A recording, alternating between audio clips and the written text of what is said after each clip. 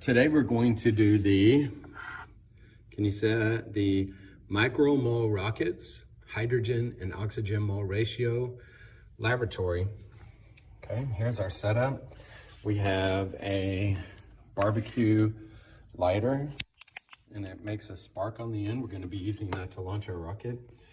We have hydrogen peroxide, zinc, hydrochloric acid, and we have here our test tubes that we're going to use for our oxygen, and we have our matches and our striker. All right, so let me get this set up here and we will start with the experiment. All right, so the first thing that we're gonna do, so I'm gonna take my safety glasses off just for a second so that I can mark this, so I can see to mark this bulb where I need to fill it up at. All right, so let me show you what I did. I took this bulb and I just marked it with 6 even increments that I have pre-measured. I pre-measured a splint, provided everybody with this splint to mark that off. We're going to be filling this with different levels of hydrogen and oxygen in different ratios up to these levels. Okay? All right. So I'm going to get my hydrogen generator started. And I'm going to be using zinc metal. I'm going to put this into a test tube. And then I'm going to fill it up with hydrochloric acid so it will generate hydrogen gas. The reaction is a single replacement reaction producing zinc chloride and hydrogen gas.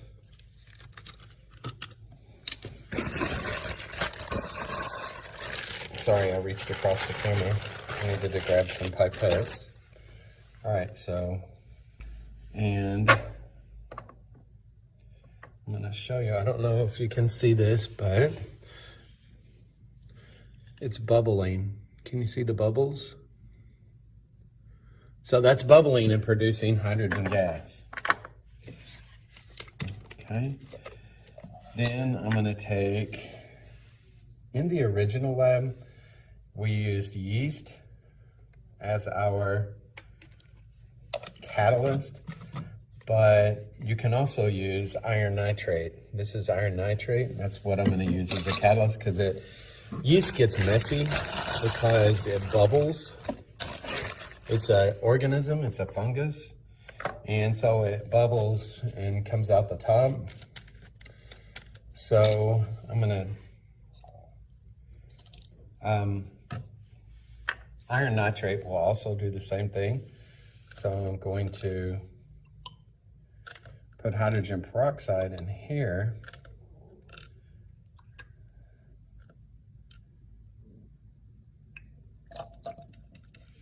And see if we get the same result. Okay. All right, so if you can see this, this is also bubbling. See the bubbles forming there? All right, so that is a reaction between, actually it's a decomposition. The iron nitrate is catalyzing the oxygen, to the hydrogen peroxide to break down into oxygen and water. All right, so I'm gonna take a small beaker. Okay. We have our small beaker here. And I'm going to fill this bulb up with water.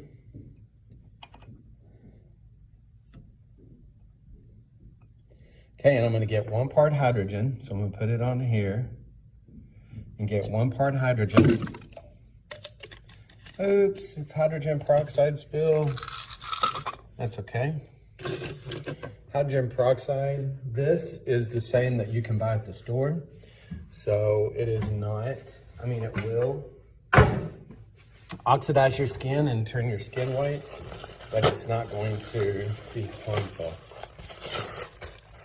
per se. Now, if it was stronger hydrogen peroxide, then yes, it would do damage to your skin. But this is not gonna hurt you. All right, so I want 1 part of hydrogen to 5 parts oxygen gas. So I put the generator, I put the bulb on top of the oxygen generator. So that's going really fast. That's good, because in the original lab with yeast, it goes really, really slow. All right, so I'm going to cap this with my finger.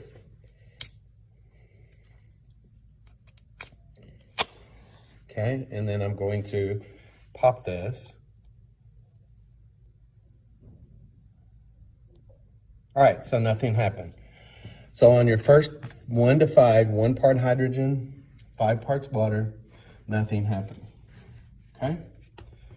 All right, so we're gonna do it again. This time we're gonna do 2 parts hydrogen, 4 parts fast. Okay. Okay, we ready? All right, so a little bit of a pop there. I would rate that probably a 1. So record that in your data table as a 1. Now we're gonna do 3 to 3. So this will be a 3 to 3 ratio. All right, so it's down to the 2.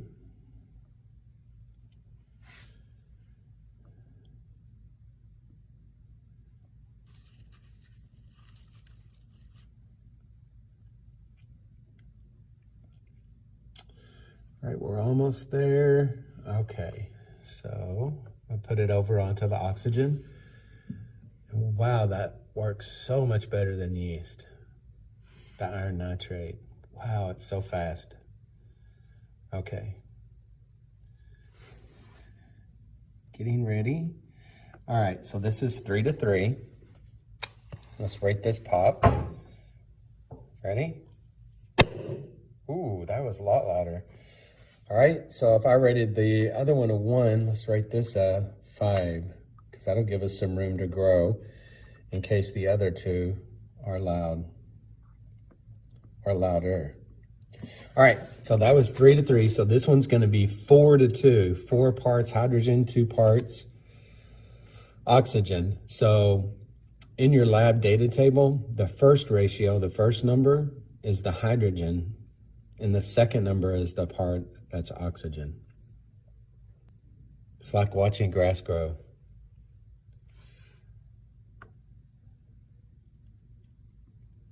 All right, we're almost there. Okay, now this one's 4 to 2.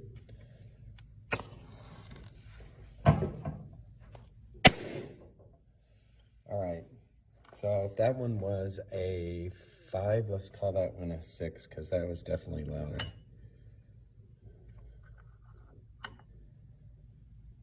Okay, and this one's gonna be 5 to 1. All right, so this is 5 to 1.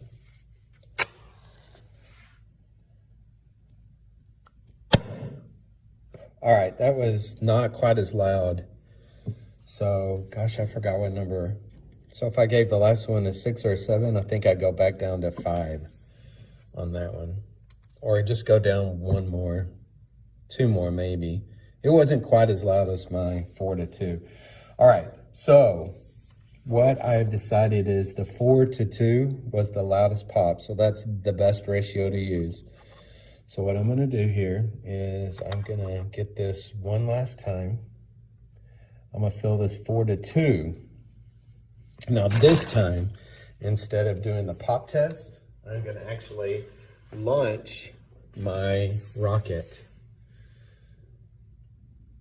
So let's see, maybe here, I'll put the rocket about right here. So I'm gonna move this right here. So I'm gonna have the rocket right here, but when I launch it, and so you can see where it goes across the room. Maybe, unless it goes really fast.